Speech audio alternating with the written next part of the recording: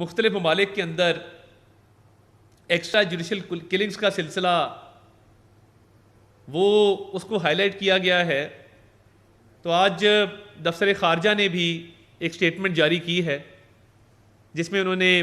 भारतीय वज़ीर दिफ़ा की स्टेटमेंट को रद्द भी किया है और उसकी मज़म्मत भी की है कि जनवरी में भी जो भारत की तरफ से लोगों को कत्ल करवाने का जो एक सिलसिला शुरू हुआ है, उस हवाले से पाकिस्तान ने एविडेंस दिया था। आलमी बरादरी को भी चाहिए कि इसका नोटिस ले, और इसमें मैं समझता हूँ कि हम अपनी सालमियत का दिफा करने के लिए मुकम्मल तौर पर, भरपूर तौर पर अलर्ट भी हैं और दिफा करना जानते भी हैं, मगर हम चाहते हैं कि खित्ते में अमन रहे और खित्ते में अमन की इस ख्वाहिश को कमज़ोरी ना समझा जाए, क्योंकि फरवरी 2019 में भी जब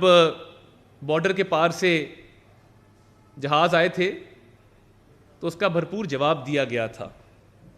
तो मैं ये समझता हूँ कि ये सिलसिला रुकना चाहिए, और ये गार्डियन की स्टोरी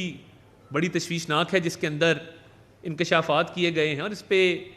फ़ॉरेन ऑफिस पहले भी बात कर चुका, अब भी स्टेटमेंट आई है और इसके सबूत भी मंजरेआम पर लाए जा चुके हैं। तो जो फ़ॉरेन ऑफिस ने मजम्मत की है और रद्द किया है भारतीय वज़ीर दिफ़ा के बयान को, हम समझते हैं कि हमारी सालमियत पर इंशाअल्लाह ताला हम कोई आंच नहीं आने देंगे, और इस हवाले से हम बैनुल अक़वामी बरादरी को भी कहते हैं कि वो इसका नोटिस ले और